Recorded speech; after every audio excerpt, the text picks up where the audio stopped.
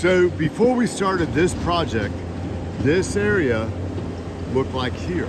That's what it looked like.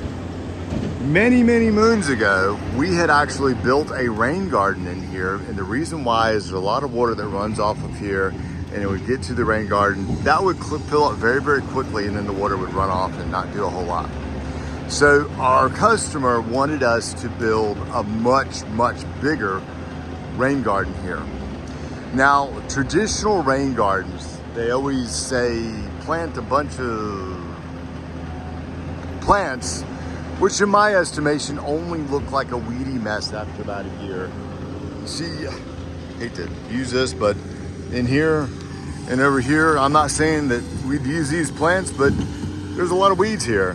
And when I see the traditional way that a rain garden is recommended to be planted, I think it's a mess. So one of the observations that I have made over the years is that this is particularly going down Morris Avenue in Opelika. There's a lot of people that have just plain old centipede grass in a ditch. And I see those ditches fill up with a whole lot of water, and the water sits for a day or so and life is good. It goes away and it does fine. So the orthodox way of thought on a rain garden is you got to put a bunch of stuff in there, perennial things that end up looking like weeds.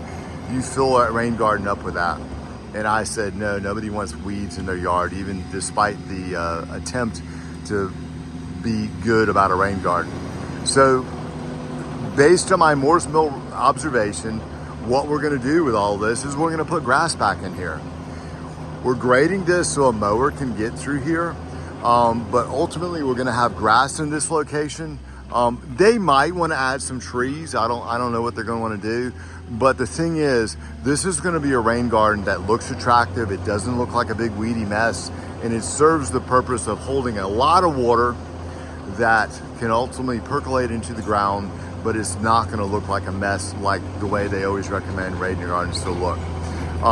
One other thing, for people who have a big drainage problem, you can do something like this and create an area where in most storms that water gets stored and it doesn't become a big problem.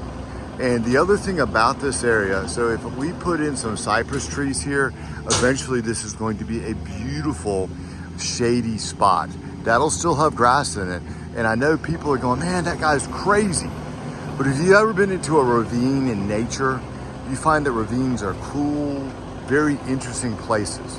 And that is the kind of thing that we would be creating in a location like this. It's sort of a ravine kind of feel where it's shady, and if you wanted to go put a bench out there and read a book, you'd actually enjoy it, and it'd be a lot cooler than other places in a sunny yard.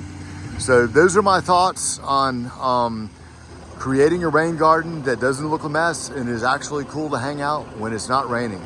And maybe if it is raining, you can pitch an inner tube in there and hang out. Corey Osteen, Creative Habitats Landscaping.